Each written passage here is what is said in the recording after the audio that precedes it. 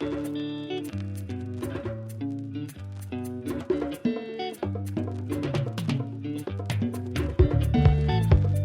listening to Talking Africa, the podcast that gets behind the news from the continent, brought to you by the Africa Report. Head to theafricareport.com for all your African news, views and analysis. My name's Nick Norbrook. Welcome to the pod. This week, I'm joined by our South Africa correspondent, Melissa Phillips, and our editor-in-chief, Patrick Smith, to talk about how to fix the South African economy. South Africa's Finance Minister, Tito Mboweni, braved his critics last week as he rolled out the new budget. There are critics, of course, on all sides, left and right. The huge public sector pay cut of over 150 billion rand hit the headlines, as did the extra bailout for ailing state electricity company Eskom and ailing state carrier South Africa Airways. But as Melissa explains, there are hidden depths to this budget, particularly when it comes to helping refound the institutions needed for sustainable growth, a strengthened justice system and a healthier tax administration. Tito has given more money to the NPA and the Hawks, as well as the Special Investigating Unit to deal with corruption cases.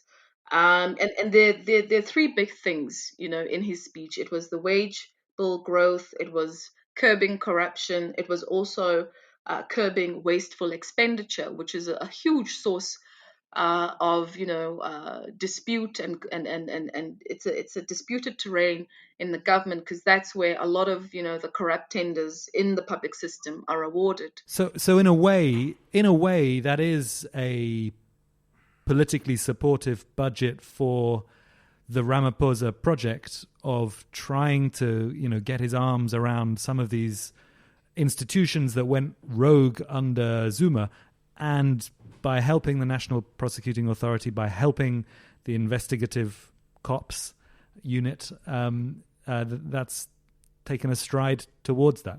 Absolutely. Look, this is a budget that was largely unexpected. The pain didn't come from where people expected it to come. It definitely defied, expectations, because the rand was trending lower before the speech, and once he was done with it, it became firmer. There's been an overall sense of cautious optimism with this one, because they have taken some bold-ish steps towards addressing some of the hanging issues.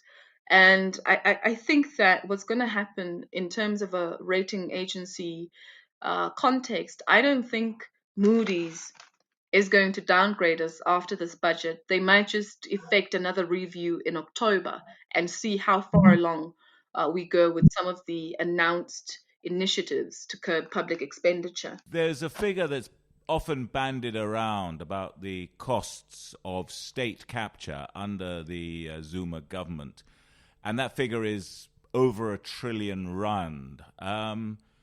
I'm wondering if there's anything in what Tito Mboweni said yesterday or what other top people in the government have said that suggests there's going to be a serious effort to claw some of that money back. And people are talking about the Gupta family now in Dubai and the possible extradition of them. Do you see, or at least do the officials of the government see, any prospect of getting even 10% of that trillion rand back, which would make a huge difference to things? So I think that in a roundabout way, yes, because if you strengthen the capacity of the NPA, they're talking about hiring, more than 800 people to start reviving cases that are linked to state capture.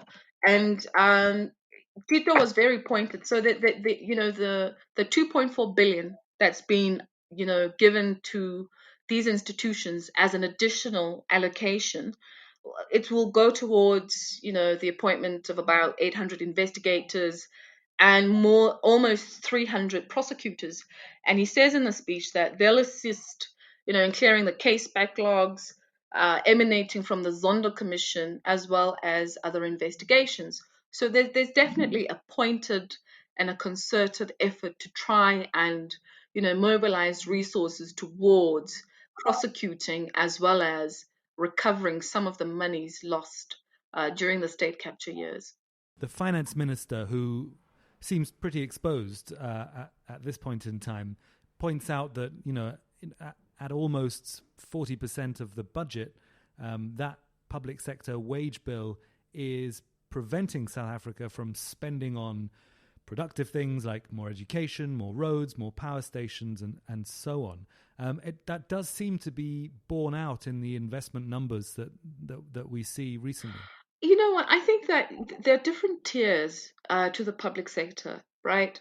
So the thing about it is that, they want to get it stabilized so that they're not spending on staff that's not frontline staff. So, the police, nurses, teachers, those are all public sector workers. So essentially what he's trying to do is he's trying to streamline it in such a way that the return on investment on the wages, is backed by outcomes. If you have more police in the country, you might put a dent on crime, which is a problem. If you have more teachers in classrooms, you might have better education outcomes. If you have more nurses in hospitals, you might improve, some of the issues in our public healthcare system as well, as opposed to paying administrators who don't interface with the public as much as those three professions do. Patrick, there's a lot of people who are looking at the sort of the political impact of the budget.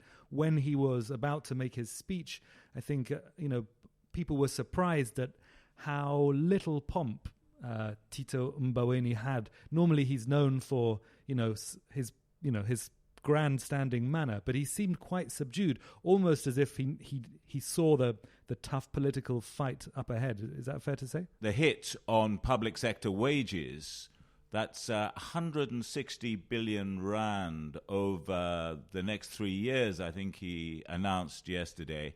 That's about $10 billion, for those of you who think in greenbacks. That's a massive hit. I mean, you can imagine that sort of hit in any economy around the world would be huge.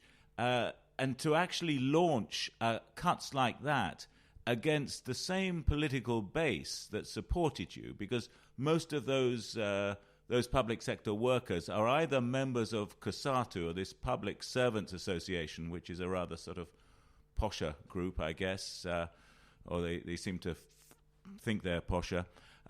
They've both come out against it naturally, and I think there's a huge political risk in this strategy.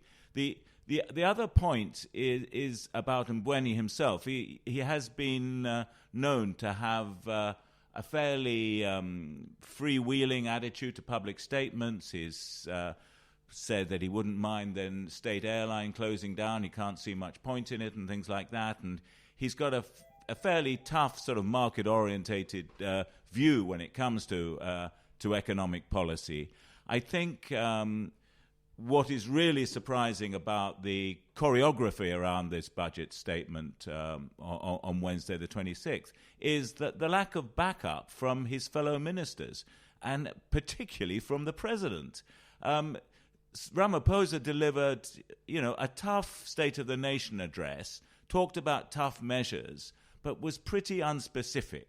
And then he leaves it to his finance, saying it's, the detail's going to be with the finance minister. The finance minister comes up 2 weeks later and says, actually, the people who voted for Ramaphosa to get the leadership of the ANC and therefore the leadership of the country are actually going to take a $10 billion hit over the next 3 years. So I think that's pretty fissile stuff. And COSATU have come back very quickly with a strong response. The question is, how many divisions has COSATU got? How many has the government got? It may be there's a cynical calculation on the government side that despite everything, COSATU will not get its members out for a protracted strike, and even if they do, the government will face them down. The government may also think, hey, this is just a year after our election victory. We can make ourselves unpopular for a year or two, implement these cuts, and then try and rebuild afterwards. But it's a huge political gamble, nevertheless. Does that sound fair? Or Lisa, do you think that's the strategy? Be unpopular right now while, you could argue he's got the mandate. Things are in such a bad way that you could maybe push this through despite pushback from COSATU and others?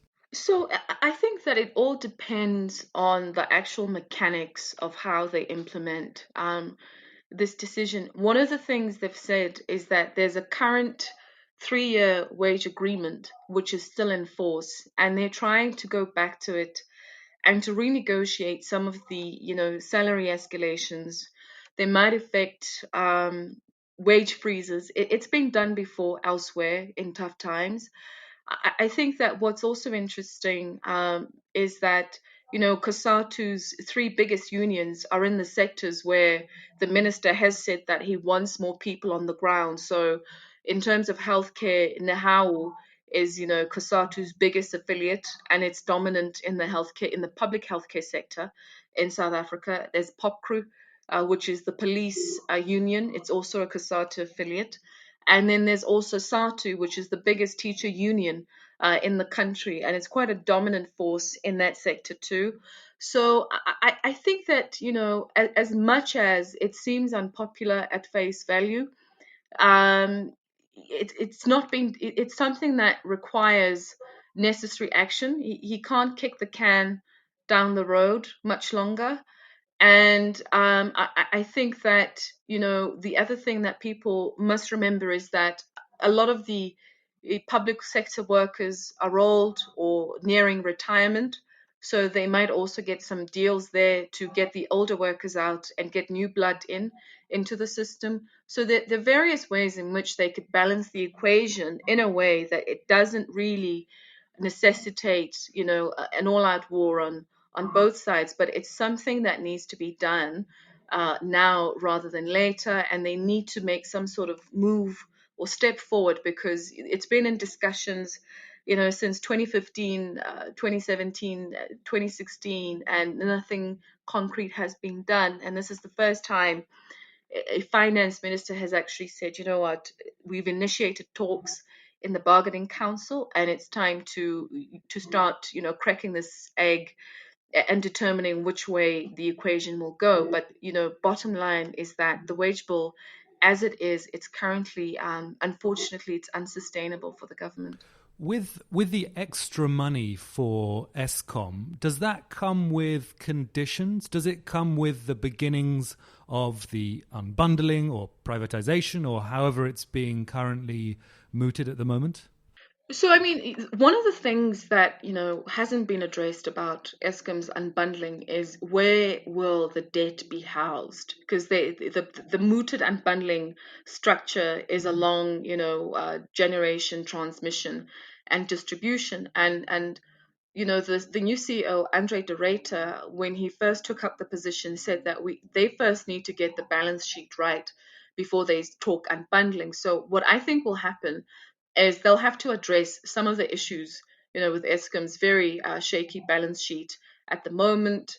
Once they get on a better footing on that, I think that then they can start talking about, unbundling the entity. But I don't foresee it in the near term at all. It might be maybe 5 years down the line, but certainly not this year, not next year either. I don't foresee it happening.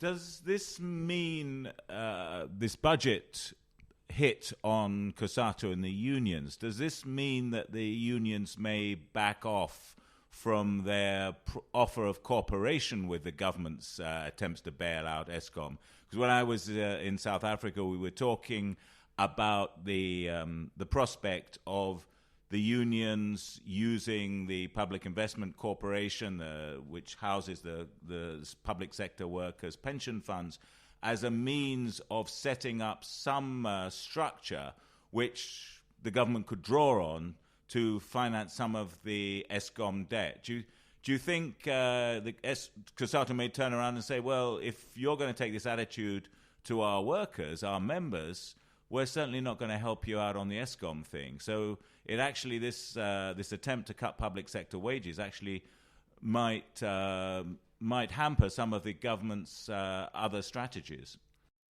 Well, I'll answer you in a roundabout way. So the PIC invests workers' money, and it derives its mandate from the government employee pension fund. And the GPF